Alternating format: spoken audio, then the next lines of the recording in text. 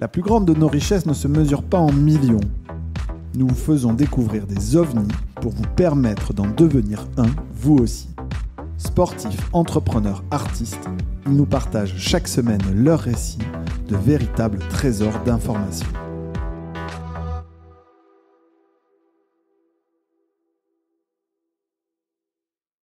Eh bien, bonjour à tous. Je suis ravi de vous accueillir dans ce nouveau épisode du podcast OVNI et je suis aujourd'hui avec Clémentine Barbier. Tout à fait. Comment vas-tu ?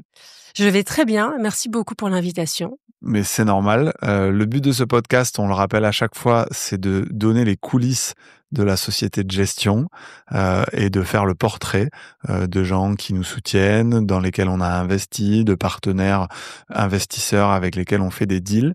Si tu me permets de le raconter, nous, on s'est rencontrés de façon assez rocambolesque. Exactement. Et tu as bien rattrapé l'histoire. Tu nous avais envoyé un mail via LinkedIn en nous disant j'aime bien ce que vous faites, j'en ai entendu parler via Mathieu Stéphanie.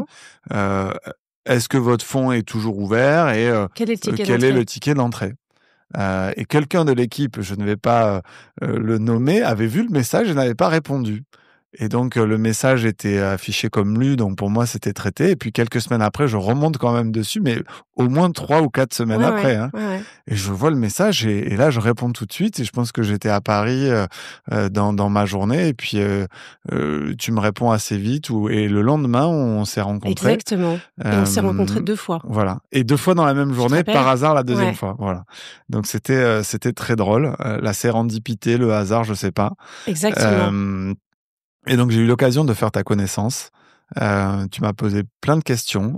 C'est vrai que, tu vois, dans nos 200 souscripteurs, tout le monde n'a pas forcément la même lecture de ce qu'on fait chez OVNI Capital, ne pose pas les mêmes questions.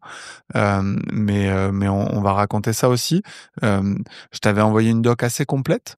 Et tu avais vraiment listé les questions techniques, etc. Et pendant 1 heure, tu rayais un peu la liste. Donc, tu m'as bien passé sur le grill pour comprendre où est-ce qu'on voulait aller, quelle était notre stratégie d'investissement, etc. Bon, avant d'aller plus loin, est-ce que tu veux bien, et je vais prendre la formule classique, te présenter pour les gens qui ne te connaissent pas, qui nous écoutent et qui vont voir ce podcast qu'on enregistre ensemble ? Alors, je m'appelle Clémentine, j'ai 51 ans, j'ai 3 enfants de 20 ans, 18 et 13 ans. Et je suis entrepreneuse par obligation, par devoir et pas du tout par choix, parce que je gère aujourd'hui 5 entreprises, dont 4 qui ne sont pas à moi. Donc je suis un bon ovni parmi tous tes ovnis. Ça, mais je l'ai su dès que nous nous sommes rencontrés.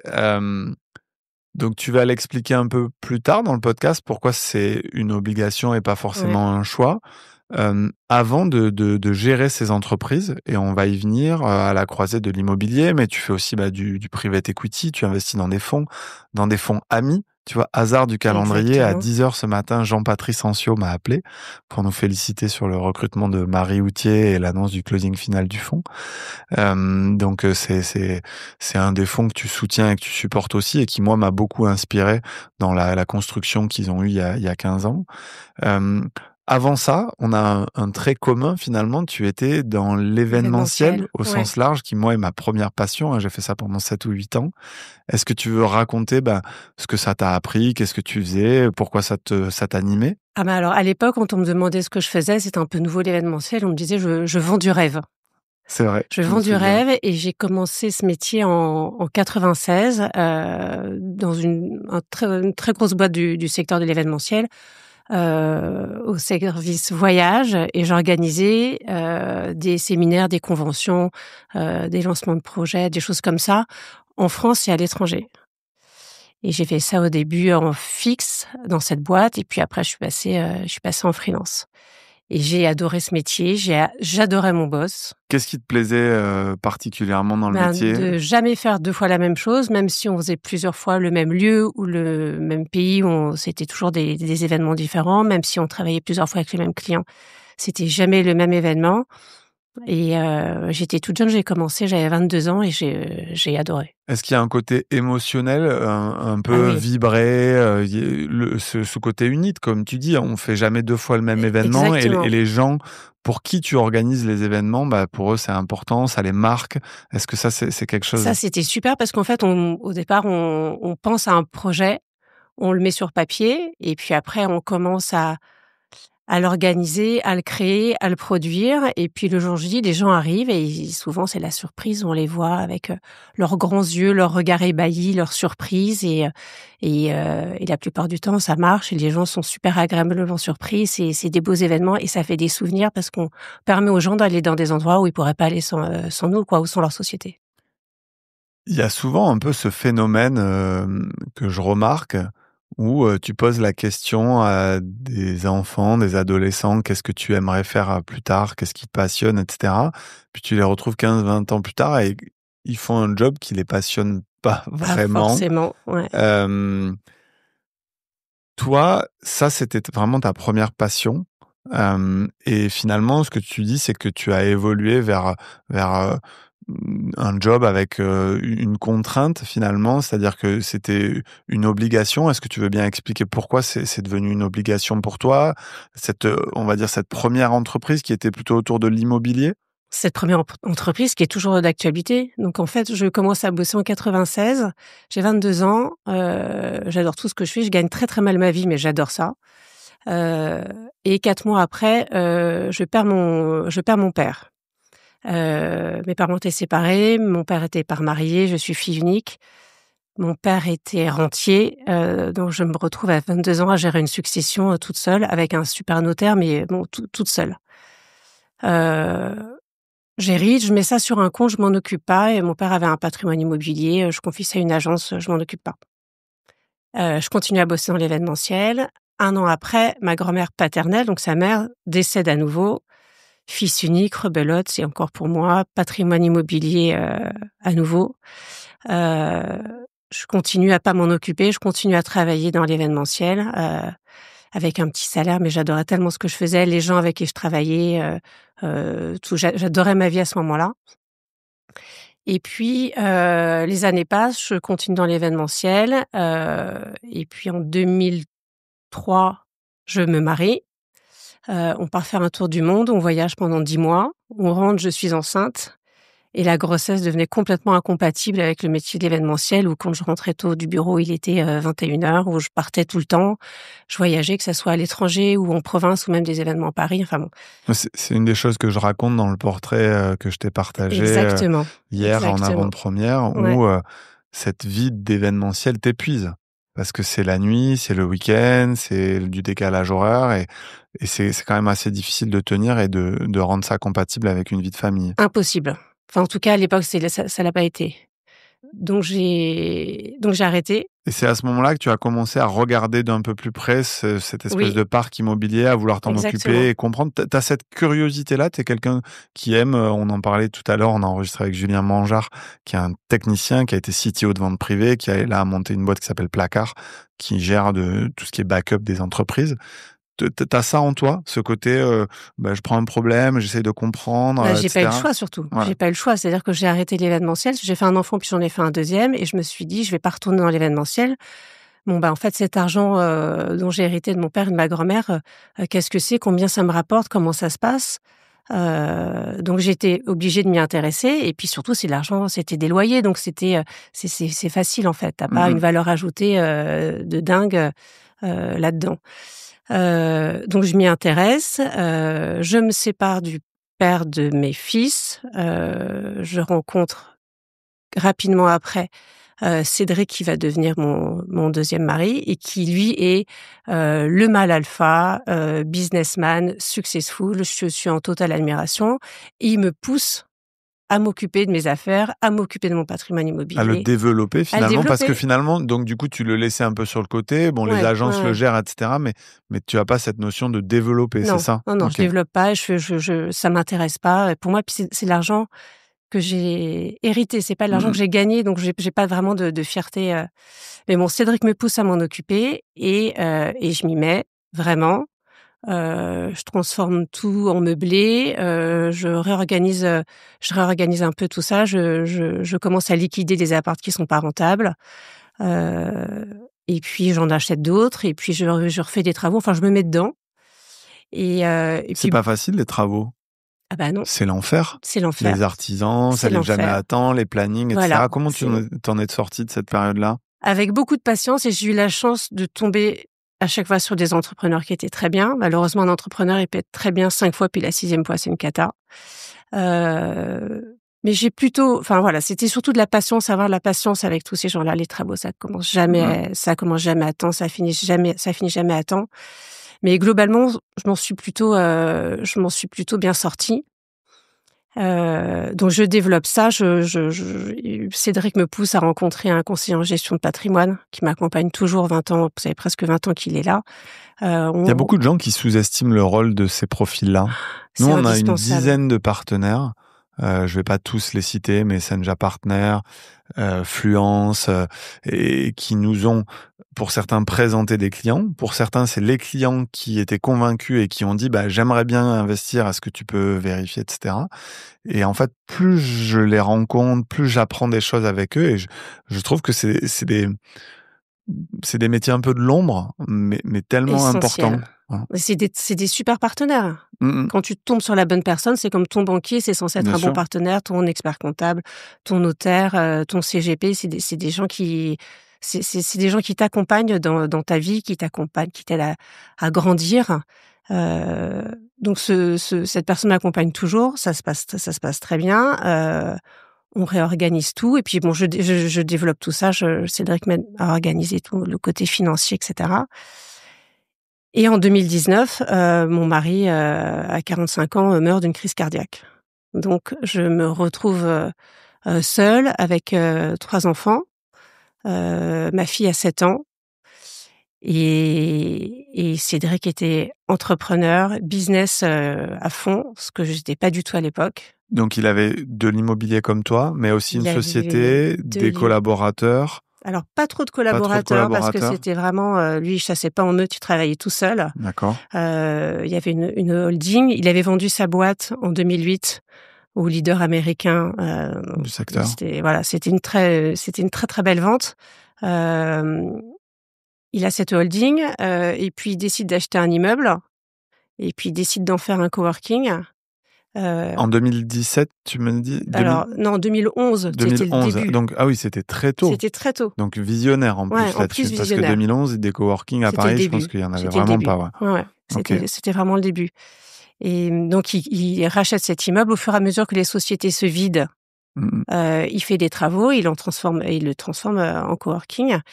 Et pour la petite histoire, il y a en 2011-2012, il rencontre une société qui s'appelle Dayuse, qui arrive. Ils sont 4-6, ils ont des bureaux fermés. Ils demandent juste un bureau fermé. Qu'est-ce qu'ils font comme activité, si tu peux la décrire en quelques mots? Alors, Dayuse, ils font de la location de chambres d'hôtel en journée. D'accord. Voilà.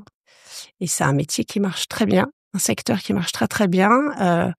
Et donc, ils arrivent en 2011-2012. Notamment pour des événements comme nous, on peut réaliser ou être partenaire. Je pense à l'IPEM. Tu vois, l'IPEM, c'est un gros salon à Cannes et à Paris sur tous les métiers du private equity. Et en fait, tu es en face du Palais des Congrès de Cannes, et tu as 2 solutions. Soit tu prends un stand à 20 000 € pour 3 jours, soit tu es un entrepreneur, tu réfléchis un peu. Tu as l'hôtel Majestic Barrière à Cannes, et pour 1 500 € par jour, tu as une suite de 120 mètres carrés avec vue sur la mer où tu peux accueillir tes clients. Donc, c'est ça le business. Alors, c'est pas exactement ça. Au départ, ça démarrait pas comme ça. Au départ, c'était plus pour des couples, on va dire. D'accord. Et en fait, eux, ils ne voulaient pas du tout partir sur ce créneau-là. Ils ont essayé plutôt de développer le businessman qui arrive de Singapour le matin, qui a un vol pour New York l'après-midi. En fait, il va se louer une chambre d'hôtel dans un bel hôtel à Paris. Il va pouvoir profiter du spa, il va pouvoir profiter de la salle de sport, il va pouvoir avoir un rendez-vous dans sa chambre, se reposer, etc. Donc ça, c'est vraiment C'était ça le business model. Ouais, c'est ça, c'est surtout ça qu'ils veulent faire. Mais c'est aussi, tu habites en province, tu viens passer une journée dans une grande ville avec une copine, avec ton mari, ta femme, ta mère, et tu as envie d'avoir un endroit pour poser tes sacs, pour pouvoir te poser, et tu loues une chambre d'hôtel dans un bel hôtel. Dans quelle mesure, quand tu gères un parc comme le tien, immobilier, et que tu analyses les dossiers des locataires potentiels, tu rentres dans le business model? Parce que les startups comme Deyus, à ce moment-là, quand tu la prends, t'as C'est un pas une feeling. fiabilité Non. de revenus forte, etc. Donc tu prends un risque finalement. Alors c'est Cédric qui a pris le risque parce que D'accord. moi j'étais vraiment dans l'ombre à l'époque, et il a eu un très bon fit avec le fondateur. Et résultat des courses, un bureau fermé, ils sont passés à un étage fermé, 2 étages fermés, 3 étages fermés, enfin 3 étages entiers, 4 étages entiers. Et là ils sont partis au mois de mars, heu, après avoir extrêmement bien réussi. Grandi. Ouais. J'ai ce souvenir, moi, en 2009 ou 2010, je sais plus, de Dailymotion, Ouais, qui arrive dans un data center qu'on gérait, et ils prennent une armoire informatique. Et comme tu le racontes, quelques années voilà, après, la moitié du data center exactement. était à eux. Hem Et donc une nouvelle fois, finalement, tu te retrouves dans cette dynamique où tu récupères quelque chose à gérer qui t'est un peu imposé. Il faut que tu reprennes en compte tout Tout le ça. coworking. C'est des loyers, c'est des gens qui s'en vont. C'est comment tu apprends finalement ce métier sur le tas? Parce que d'un côté, tu avais des loyers qui tombaient un peu tout seuls et c'était facile. Là, ben, un lieu, il faut le remplir, il faut répondre aux demandes. Enfin, c'est pas un métier simple, le Alors coworking. j'essaie de me simplifier les choses dans la tête en me OK. disant: «Bon, bah, louer des bureaux, ça doit pas être beaucoup plus compliqué que de louer des apparts». Hem, j'ai débarqué donc en septembre 2019. J'ai réussi assez rapidement quand même à m'imprégner du lieu. Et puis surtout, c'est des petites boîtes qui arrivent au départ, tu vois? Donc j'ai des gens au début, ils sont, 2 dans un coworking, dans l'open space. Mmh. Donc tu as une proximité, tu peux échanger avec eux et puis leur boîte se développe. Donc finalement, ils vont te prendre un petit bureau fermé, puis après ils vont te prendre un deuxième bureau fermé, puis un troisième. Enfin voilà, ça se passe comme ça, et du coup ça s'est plutôt assez bien passé. Dès que des étages se vidaient, des anciens locataires, à l'époque où on a acheté l'immeuble, je refaisais des travaux, et ça j'adore, et je refaisais des jolis bureaux fermés, et je retrouvais assez rapidement des locataires, des nouvelles boîtes. Le souvenir que j'ai, moi, quand je suis venu te rencontrer dans cet espace, c'est que tout de suite, on s'y sent bien, c'est chaleureux, et ça fait partie, je pense, aussi de ce que tu as su amener. Tu m'as dit l'autre jour, j'ai eu la chance dans tous ces moments-là d'être hyper bien entouré, et Hyper c'est bien. aussi grâce à mon entourage que j'ai réussi. Ouais. C'est qui cet entourage? Comment il t'a aidé? Alors l'entourage pour le coworking, c'est Julie, que je D'accord. remercie, qui était l'assistante de Cédric, qui est la mémoire vive de l'immeuble, et c'est elle qui m'a expliqué: «Alors voilà, ça marche comme ci, ça marche comme ça, les prestataires, c'est ci, c'est ça», et on travaille ensemble, et on est une très bonne équipe, et on a vraiment réussi à faire un coworking à notre image. Je pense que les gens se sentent bien. Deyous est parti au mois de mars. Je viens de faire 450 mètres carrés de travaux de rénovation. On a fait une petite inauguration des bureaux jeudi. On avait laissé les portes fermées. Quand les gens ont ouvert la porte, ils ont vu le nouveau logo en néon, espace cadet, avec un mur végétal. Ils sont tous arrivés en faisant waouh. Et on a la chance d'avoir des très beaux espaces. On a une très grande terrasse de 100 mètres carrés. On a un rooftop à 360 degrés sur tout Paris, et on fait un endroit qui est quand même très chaleureux. Très chaleureux. On a la chance de tomber sur des boîtes de tout secteur, avec des gens qui sont très sympas, et c'est un coworking, on va dire familial. Bon, le rooftop, je le note dans un coin parce Ouais, qu'il faudrait quand même qu'on faut que tu organise un viennes. événement OVNI. Ouais. Là, on fait un super événement ce soir, il y a 150 personnes, mais on n'a pas de rooftop, et c'est un peu l'ombre Je au sais plus tableau. si je te l'avais Mais montré. non, tu me l'avais pas montré, mais je l'avais vu sur les photos, donc Ouais. je le renote dans un coin de ma tête. Euh, Sur l'immobilier, est-ce que tu as un conseil à partager à quelqu'un qui va écouter ce contenu et qui va se dire bon bah moi aussi j'ai des enjeux, etc. Ou est-ce que tu penses qu'on a fait déjà bien le tour du sujet? Je serais assez preneur qu'on aille aussi sur le private equity, ta relation avec Isaïe, ce genre de sujet-là, mais dis-moi. Alors, les appartements que j'ai, J'en ai quand même, je suis à 35 D'accord. aujourd'hui. Ils sont situés dans quel quartier? Alors, essentiellement Paris 5e, OK. proche banlieue et Nantes. OK. J'ai surtout des studios que je loue essentiellement à des étudiants et je me dis où le jour où mes enfants partiront, en province ou ailleurs et qu'ils seront obligés de louer un appartement, bah, j'aimerais qu'ils soient dans un cadre chaleureux, propre, clean. Donc du coup, les appartements, j'en fais des petits cocons OK. et je veux que les gens se sentent bien, qu'ils puissent se projeter. Je fais que du meublé et je vais dans la déco, dans les petits détails et j'essaye de faire en sorte que mes appartements ressemblent pas à des chambres témoins, qu'on voit chez Ikea. Et voilà, je fais très attention à ça. Les parents me confient quelque part Bien leurs sûr, enfants quand ils viennent s'installer alors, et il je veux faut qu'ils se sentent absolument bien. que ce soir, on te connecte avec un des entrepreneurs qui est passé sur ce podcast. Je l'avais pas réalisé quand on a préparé cet épisode, qui s'appelle Alexandre Ducœur et qui est le fondateur de Studapart. Voilà. Les toutes petites surfaces, c'est Alors, lui? en fait, Studapart, je vais le reprendre, hein, mais ils ont vendu depuis, mais ils simplifiaient en fait. Donc, eux, le but, c'est que ils faisaient un espèce de listing d'annonces. Et en fait, ils proposaient aux écoles d'être un peu leur interface, comme ça, quand l'étudiant, Je suis voilà, preneuse. donc Je suis preneuse, tout et à donc fait. Alexandre Ducœur a été financé par cette très belle maison qu'est Isaïe, et ils ont fait un très Encore bel une fois. exit assez rapide avec son associé Amaury, et donc il a raconté ça au micro de Mathieu. D'accord, OK. Donc ce soir, je vous Ouais, tu nous mets connecterai en tous les connexion. deux. OK. Ça nous fait la transition parfaite sur Isaïe. Donc ce que Ouais. tu dis juste, c'est mettre du soin. Peu importe le métier, tu dis bon, bah il y a ce Faire attention panneau aux de gens. verdure, l'effet waouh. Ouais. C'est finalement ta culture un peu de l'événementiel, où dans l'événementiel Oui. tu es obligé de faire attention à tous les petits détails.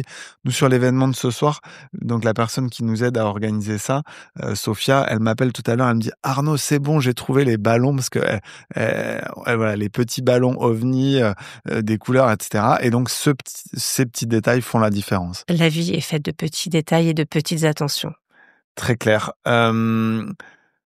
Du coup, dans ton analyse d'OVNI Capital, tu avais un référentiel qui était un fonds comme Isaïe, que tu as suivi sur plusieurs vintage, sur plusieurs fonds Ouais. de mémoire, et deux interlocuteurs que je connais très bien, Nelly Barbeau et Jean-Patrice Ancio, que tu as rencontré aussi. Qu'est-ce que ça t'a appris d'investir dans ces fonds, à travers les reportings, à travers les événements où tu rencontres d'entrepreneurs, en tant que personne? Qu'est-ce que tu en retires de ça? Alors encore une fois, je me suis retrouvée parachutée là par devoir.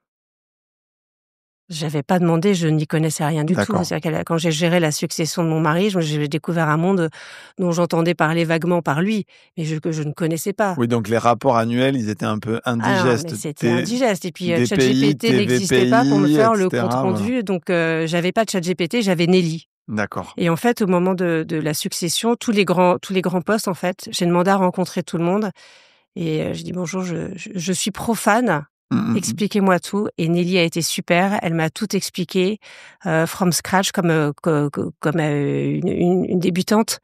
Je me rappelle la première fois que j'ai assisté à une réunion, chez Isaïe, avec des souscripteurs et des nouvelles boîtes qui venaient se présenter. Je rigolais à l'intérieur de moi parce que je ne comprenais rien. Je ne comprenais pas tous ces acronismes, je ne comprenais pas tous ces anglicismes, je ne comprenais rien. Je me dis: «Mais qu'est-ce que je fais là?» Mais je voulais m'intéresser, je voulais comprendre. Et j'essaye de faire un point tous les ans, avec Nelly, parce que là, c'est la holding jusque-là qui a investi dans 3 fonds différents. Et là, je m'y suis mise moi aussi en perso. Très bien, très clair. Tu dis, tu n'y comprenais pas grand-chose, mais à la fois, Isaïe reste sur des projets quand même digitaux. Tu as des fonds comme Elaya, où nous, on Voilà, va oui, sur oui, des oui. sujets quand même beaucoup plus deep tech. Finalement, je pense que tu avais en tête les fondamentaux, et c'est assez Oui, c'est les assez grosses lisible. boîtes. Oui, Voilà. oui, les grosses boîtes qui sont passées par eux, dont on a Donc tous on entendu entend parler. parler, Voilà. Blablacar. Ouais, ouais. On a d'ailleurs ce Entre soir autres. Francis Napez, qui est un des 2 cofondateurs, OK. qui va animer la soirée sur la partie musique, et c'est lui qui prend les platines et qui nous fait un set. Ouais. C'est Donc pas toi? c'est rigolo. Non, c'est pas moi.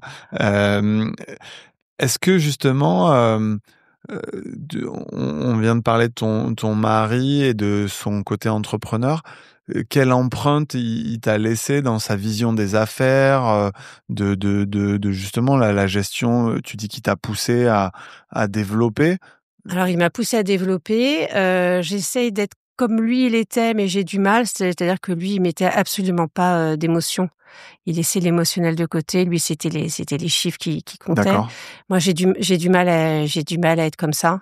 J'ai une lecture qui est plus facile on va dire dans le cœur des gens que dans un bilan.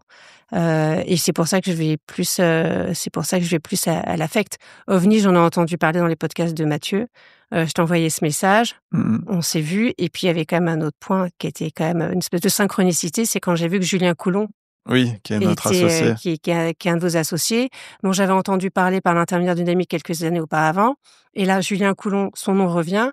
Et Julien, on était en primaire ensemble. Mmh. Donc, bon, On va pas se mentir, il y a une vraie preuve sociale ouais. dans un fonds où les 20, 30, 50 premiers souscripteurs, c'est difficile. Et typiquement, Julien a amené probablement 15 des 50 premiers souscripteurs qui étaient dans son réseau proche. Et au bout d'un moment, tu as 100 souscripteurs, 150 souscripteurs, ça devient plus facile.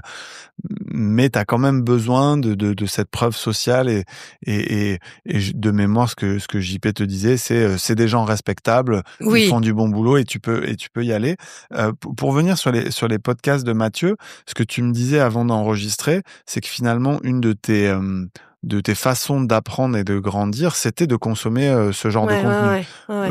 Sur des domaines que tu maîtrises pas. Exactement. Donc tu consommes beaucoup ce genre de contenu? Je consomme pas mal de oui, beaucoup, aussi bien la martingale que Génération Do It Yourself. Et j'ai tapé dans la loupe private equity. Je pense que je les ai tous écoutés. Il y en a que je suis allée chercher sur Internet. Est-ce que j'y vais, est-ce que j'y vais pas? D'ailleurs, je suis allée sur Invincible été. De Olivier Goy. Ouais. Olivier Goy. Voilà. Magnifique. J'ai lu le livre aussi. Ouais. Et j'ai fini le livre. Je crois, si on peut faire juste cette parenthèse, que c'est un des podcasts qui m'a vraiment donné envie de m'associer avec Mathieu. Évidemment, il y en avait eu d'autres avant, celui de Rachel Delacour, de Jean-Baptiste Hiron, de Martin Solveig, Ouais. mais je pense il y a un avant-après celui C'est le d'Olivier. podcast qui tire l'alarme, quoi. Ouais. Écoute, très clair. Tu m'as parlé de tes 3 enfants. On en avait parlé aussi lors du premier épisode. C'est pas évident de donner cette culture business à ses enfants. C'est dans des petits riens du quotidien où tu leur expliques les choses, etc. Aujourd'hui, toi, ils sont en âge de choisir des voies professionnelles, etc.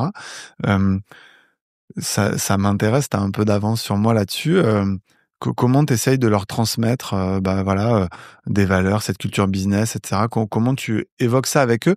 Je crois que je t'avais parlé d'un des invités qu'on a eu sur ce podcast, voire les deux, de Alain Roubac et Chloé, où ils font ce qu'on appelle un board de famille, où 1 à 2 fois dans l'année, ils se posent, ils discutent entre eux justement de leurs investissements, de leur société, et ils ont ce vrai échange au sein de la famille. C'est quelque chose que tu organises, toi? Alors non, mais j'y ai pensé, je trouve que c'est une très bonne idée. J'essayais un petit peu de leur expliquer et les sensibiliser à tout ça, parce que moi j'ai hérité très jeune de choses auxquelles je m'attendais pas, donc je veux qu'ils soient un petit peu conscients de ce qui va leur arriver. J'ai 3 enfants avec 3 personnalités complètement différentes. Mon fils aîné, il est à l'ESCA. L'ESCA, pour les gens qui connaissent pas C'est l'acronyme? École de commerce, originaire d'Angers. Il est en 2e année. Je pense qu'il va se diriger vers la finance, donc ça, D'accord. c'est très bien. On le prend en stage Avec à tout plaisir, moment. avec plaisir. Elliot, il est en première, donc il sait pas trop, il se cherche, donc on va lui laisser du temps. Et Tess, elle a 13 ans. Oui, c'est encore un peu tôt. Mais voilà, elle a des idées très arrêtées qui changent très régulièrement sur ce qu'elle veut faire. Voilà. Mais je pense j'espère qu'elle aura une grande sensibilité au monde du travail. Et pour les sensibiliser, par exemple, quand j'ai besoin d'un coup de main parce que je dois faire des travaux dans des apparts ou je dois aménager des apparts, je leur dis de venir avec moi. Venez, donnez-moi un coup de main, et je leur dis voilà, ça c'est à moi et ça sera à vous plus tard, et voilà comment on fait et voilà ce qu'il faut faire. Et dans le coworking, c'est pareil. Mon deuxième fils, qui est un gros dépensier, a voulu que je lui paye un billet d'avion. Je lui ai dit: «Bah, je te paye le billet d'avion, mais ça représente, 20 heures de TIG, de travaux d'intérêt généraux au bureau. Donc tu me Excellent. dois 20 heures de main-d'œuvre, quand j'ai des petits trucs à faire». Donc comme ça, ils viennent et ils voient ce que je fais. Excellent. Ça me semble une très bonne façon de faire grandir Leur montrer, ces ouais. enfants et leur montrer. Euh, donc, on te connaît investisseuse de façon un peu indirecte, un tout Ouais. petit peu en direct, entrepreneur sur le tas, où tu reprends des choses et tu les développes. C'est quoi le talent caché que peu de gens connaissent chez toi et c'est quoi tes envies pour les 10-15 prochaines années avec tout ce que tu as pu développer? Qu'est-ce que tu as envie de faire? Alors je pense qu'un talent caché, c'est je sais assez bien fédérer les gens, autour de moi. Je suis très, très bien entourée professionnellement, et par mes amis aussi, amicalement. J'ai les mêmes amis depuis une trentaine d'années. C'est quoi ta clé pour les fédérer?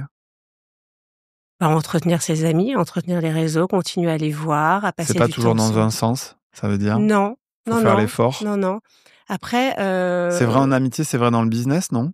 c'est vrai dans le business aussi, exactement. Et puis dans le business, après, tu peux avoir des moments où tu travailles pendant 6 mois avec quelqu'un, très régulièrement et puis en fait, ton business, tes affaires t'amènent ailleurs, donc tu perds cette personne de vue pendant, 6 mois, 2 ans et puis tu la retrouves parce que tu as à nouveau une connexion avec elle. C'est la fidélité, en amitié C'est ce que tu comme dans m'as le boulot. raconté, finalement, l'événementiel, tu y reviendras peut-être Bah, un jour? alors je sais pas, j'y reviens par procuration parce que j'ai refait ma vie il y a 2 ans avec, quelqu'un que j'ai rencontré il y a 30 ans, en 96. On travaillait ensemble et on était très proches, mais voilà, c'était pas notre moment. On s'est pas vus pendant 20 ans et on s'est retrouvés il y a 2 ans. Tu, tu me disais, quelques jours avant de préparer cet épisode, on parlait de est-ce qu'on est, heureux dans nos vies? Qu'est-ce qui nous épanouit? Je te disais que moi, je me sentais vraiment privilégié de gérer cette société de gestion avec, des associés, très différents de moi, mais très complémentaires, Augustin, Thomas, avec l'arrivée de Marie. Hem, qu'est-ce que, donc tu dis que tu es bien entourée. Hem, c'est ça aujourd'hui qui te rend heureuse et qui te permet de continuer à développer des projets et cetera? J'ai C'est quoi le moteur pour toi au quotidien? j'ai Qu'est-ce une nature. Je pense que j'ai une nature où je suis faite pour être heureuse. OK. Malgré, Ce qui t'arrive? malgré les drames que j'ai eus, je suis très heureuse. Je suis, très heureuse de là où je vis. Je suis très contente. Je sais que je suis une grande privilégiée et je me le dis plusieurs fois par jour quand je pars travailler à pied le matin et que je vois des perspectives, dans Paris. Je me dis: «Mais la chance que j'ai Bien d'habiter sûr. dans cette ville, de voir ce soleil se lever» et puis parfois je vis des choses, c'est des instants en fait et il faut prendre conscience de tout ça et je me fais des photos dans mon cœur, des photos dans ma tête, de moments tout simples mais qui sont super importants. Et mon Hem, rêve, tu demandais mon rêve, j'ai ouais. le même rêve depuis, j'ai 20-25 ans. J'adorerais acheter une île et y construire, une dizaine de petites villas, de bungalows et faire une retraite là-bas, les louer, faire des retraites de yoga, et avoir un spot où, mes amis et mes enfants, pourraient me rejoindre plus tard. Ouais, donc tu es quand même, au centre de cette communauté et tu aimes, la faire vivre, la Ouais, fédérer, la et rassembler ils me le rendent bien. et te le rendre bien. Heu, génial. Écoute, je te remercie beaucoup d'être, Merci venu, Arnaud. au micro de ce podcast. Je sais que je bouscule un peu, mes souscripteurs. Je t'ai partagé, je crois, l'épisode de Thierry Michel, qui est quelqu'un de très Ouais. discret, mais qui finalement s'était prêté aussi à l'exercice. Hem, ça a beaucoup de valeur pour nous, en tant que gérants de ce fonds, de pouvoir avoir ce moment, offline où on éteint le téléphone. Alors j tu vois, il y a quelques notifications qui arrivent, mais tu essaies de pas trop faire attention et de prendre le temps avec nos souscripteurs, que ça soit avant l'enregistrement, après l'enregistrement. Heu, je t'avoue qu'on en a parlé, hein, on pensait, faire ce premier fonds avec 100-120 souscripteurs. On termine avec 200. On est 2 general partners à l'arrivée de Marie et c'est vrai que, bah, tu dis tout est dans les détails. Ouais. L'amitié, ça s'entretient. Mais les relations avec les souscripteurs aussi. Dans certains fonds d'investissement, tu as des postes de investor relation. Il y a plein de choses qu'on s'est déléguées. Ça, pour l'instant, j'ai un peu de mal à le déléguer. Je pense que la proximité qu'on arrivera à créer, à garder avec nos souscripteurs, c'est celle qui va faire le succès d'OVNI Capital. Parce que demain, tu as peut-être quelqu'un qui va arriver dans ton coworking et qui va nous dire bon, bah, j'ai cette idée, je voudrais 2 postes, et puis tu vas nous appeler, tu vas nous dire vous devriez regarder, ils sont en train de lever des fonds. Et donc, moi, c'est un concept, je sais pas si tu en as entendu parler, que j'ai lu sur la surface de chance. Et en fait, pour que cette surface de chance, elle marche, c'est parler de ce que tu fais. Donc, nous, on lève des fonds, on les investit dans des startups à un nombre assez important de personnes, mais entretenir des liens avec elles pour que elles soient dans cette surface de chance et elles t'alimentent en opportunités. Si demain, tu as besoin de vendre une société, etc. Donc, peut-être pour terminer là-dessus, comment toi, tu entretiens cette surface de chance? Comment tu la vois? Comment tu la développes à travers toutes tes activités? J'essaye de connecter les gens entre eux. D'accord. Au sein du coworking, je te dis, j'ai plein de secteurs différents, mais j'essaye d'organiser. J'ai organisé un déjeuner l'année dernière avec. Il y a eu plein de changements, plein de nouvelles boîtes qui sont arrivées.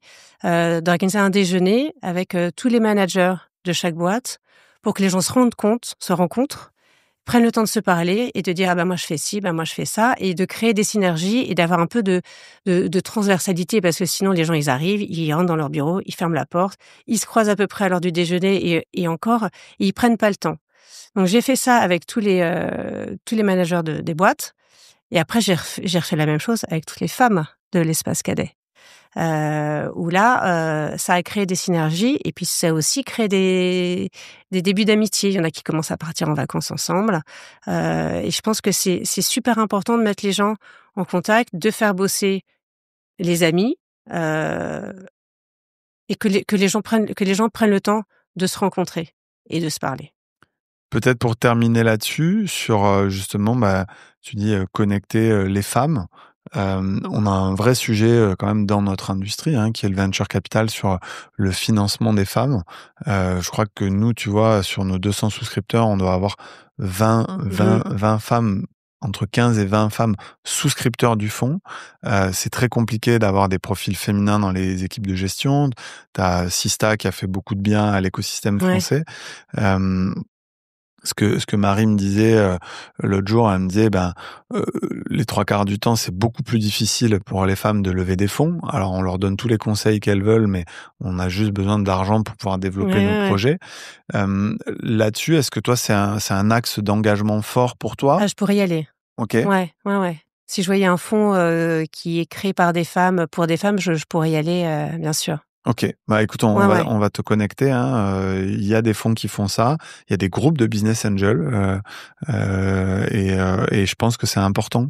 C'est important d'avoir ce genre d'initiative et d'action dans l'écosystème. En tout cas, nous, c'est des choses qu'on traque, qu'on suit de près et qu'on veut soutenir avec OVNI. Ouais, c'est important, la sororité, et ça peut amener à des très belles choses.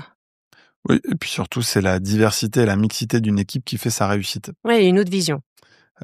Top. Écoute, 37 minutes, on est dans les temps. Merci beaucoup d'avoir partagé ton parcours et de nous soutenir avec ce fonds OVNI Capital. À bientôt tout le monde. N'hésitez pas à commenter, liker, contacter Clémentine si vous avez besoin de bureau. Tu vas nous redonner le quartier parce que je l'ai en tête, mais je le vois dans le 9e métro Cadet, et ça s'appelle l'Espace Cadet. Voilà, donc si vous êtes une start-up, un fonds, un gestionnaire de patrimoine, il reste plus beaucoup de place. Venez me rencontrer, venez visiter, venez prendre un café sur le rooftop. Et contactez Clémentine sur LinkedIn, elle répond beaucoup plus vite que OVNI Capital qui met des fois 3 ou 4 semaines à répondre à ces messages. Allez, à bientôt tout le monde, merci beaucoup.